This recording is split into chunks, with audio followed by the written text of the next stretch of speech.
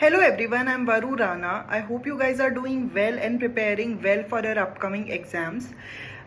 आज मैं काफ़ी टाइम के बाद ऑलमोस्ट 1 साल के बाद वीडियो बना रही हूँ, तो थोड़ा अगर कहीं फंबल हो जाए तो उसको इग्नोर करना। और बाकी आज बात करें तो मेरा SBI PO का सेकेंड शिफ्ट में एग्ज़ाम था, तो अभी मैं आपको एक सेल्फ गिवन एग्जाम एनालिसिस दूंगी। अभी आप बहुत लोग सोच रहे होंगे थर्ड शिफ्ट में था, इतनी लेट रिव्यू दे रही है, तो मुझे एक्चुअली एग्जाम सेंटर से अपने घर आने में 1.5 घंटा करीब लगता है, तो इसलिए मैं अभी अभी घर पे आई हूँ और अभी मैं आप लोग के लिए वीडियो बना रही हूँ। कुछ लोग जानते भी हैं कि मैं SBI में एज एसोसिएट काम कर रही हूँ लास्ट 3 ईयर्स से, तो बहुत लोग मुझे कमेंट्स में ये भी बोलेंगे क्यों हमारी सीट ख़राब कर दी, इतनी कम वैकेंसी थी।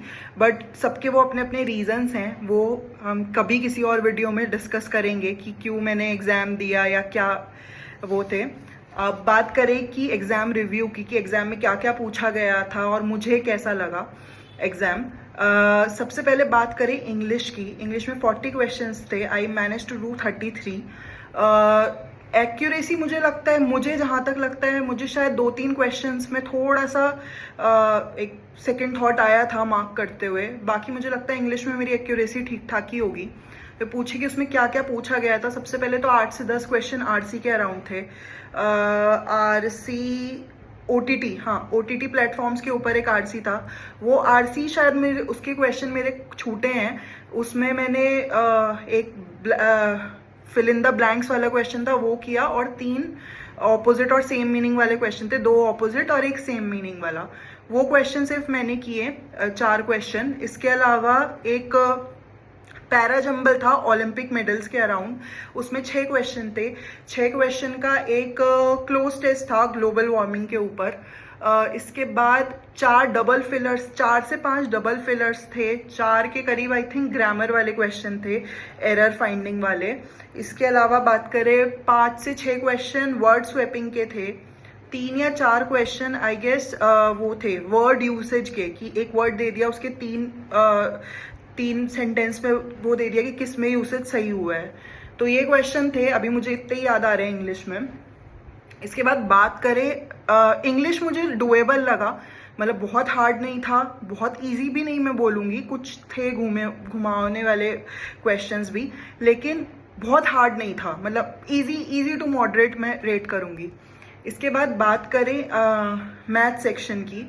मैथ सेक्शन मेरा थोड़ा प्रैक्टिस में कम था, क्योंकि मैं अभी भी लास्ट 3-4 दिन से ट्रेनिंग में गई हुई थी, तो अभी मेरी कुछ भी प्रैक्टिस नहीं हो पाई है। प्लस मैं बहुत ही आउट ऑफ प्रैक्टिस हूँ। मैंने लास्ट एग्ज़ाम लास्ट दिसंबर में दिया था, उसके बाद मैं अभी एग्ज़ाम दे रही हूँ कोई। मैथ्स की बात करें तो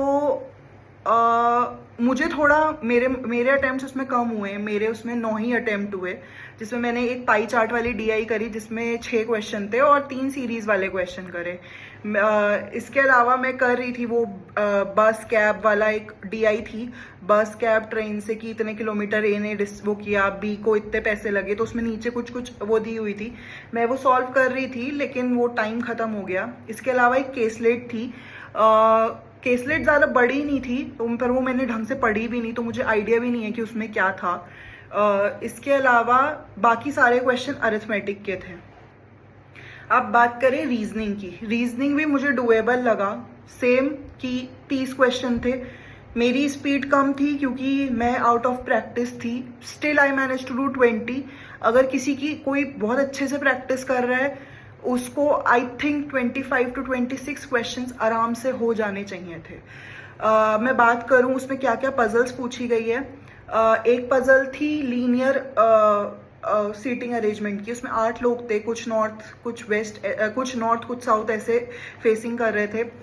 एक पजल मैंने वो किया है। एक 7 हर जितनी भी पजल थी उसमें 6-6 क्वेश्चन थे। लास्ट वाली 2 पजल्स का मुझे पता नहीं है, मैंने 3 पजल किए, उसमें 6-6 क्वेश्चन थे। इसके बाद एक सर्कुलर सीटिंग की थी, उसमें 7 लोग थे, 7 लोग 7 अलग अलग कलर्स को लाइक कर रहे थे, और उनको बिठाना था सेंटर की तरफ, फेसिंग थी उनकी। इसके अलावा तीसरी पजल थी, 7 लोगों को अरेंज करना था एक के बाद एक, वो कौन कौन सी कॉफ़ी पसंद करते हैं उसके ऊपर थी, वो भी डुएबल पजल थी, उसमें भी 6 क्वेश्चन थे। इसके बाद एक पजल और थी, वो मुझे इजी पजल लगी बट मेरा टाइम खत्म हो गया था। पजल मेरी बन गई थी लेकिन मैं मार्क नहीं कर पाई। डेजिग्नेशन बेस्ड पजल, उसमें आई थिंक 9 लोग थे, 9 या 8 लोग थे आई थिंक। वो पजल मुझे डुएबल लगी, वो हो सकती थी। इसके अलावा एक फ्लोर वाइज पजल थी, 5 फ्लोर और 10 लोग थे। दो दो फ्लैट टाइप थे, पी और क्यू, आई थिंक वो वही वेस्ट ईस्ट वो पजल थी। वो मैंने पढ़ी नहीं बट मुझे लगता है कि वो इजी ही होगी जितना मुझे लग रहा है। इसके अलावा एक नंबर दिया हुआ था, उसमें अगर 6 से कम, 6 से जितने भी स्मॉल प्राइम नंबर है उनमें +2 का एडिशन करना था, बाकी सारी डिजिट में नहीं, उनमें -2 करना था और बाकी सारी डिजिट में +2 करना था। और उसके बाद कितनी डिजिट रिपीट हो रही हैं ये लिखना था हम लोग को। और एक था वही मीनिंगफुल वर्ड वाला लेटर, वो था क्वेश्चन। उसमें मैंने शायद लश बन रहा था मेरा, तो आप लोग बताना कि वो सही है कि नहीं है। तो इस तरह से टोटल मेरे 62 अटेम्प्ट्स हुए हैं। आप लोग अपने अटेम्प्ट्स बताना कि आप लोग के कितने अटेम्प्ट्स हुए हैं, क्या आपको एक्यूरेसी लग रही है। बाकी जिनका फर्स्ट सेकेंड या अभी 4th शिफ्ट में भी एग्ज़ाम होगा वो भी बताना कि उनको एग्ज़ाम का लेवल कैसा लगा है। बाकी देखते हैं आगे, बात करते हैं कि क्या कट ऑफ रह सकती है। इसके अलावा अगर आपको वीडियो अच्छी लगी हो तो लाइक करना, शेयर करना, सब्सक्राइब करना। और अगर आप मुझसे कनेक्ट करना चाहते हो तो मैं अपना टेलीग्राम का और इंस्टाग्राम का लिंक नीचे डाल दूंगी डिस्क्रिप्शन में, आप वहाँ मुझसे कनेक्ट कर सकते हो।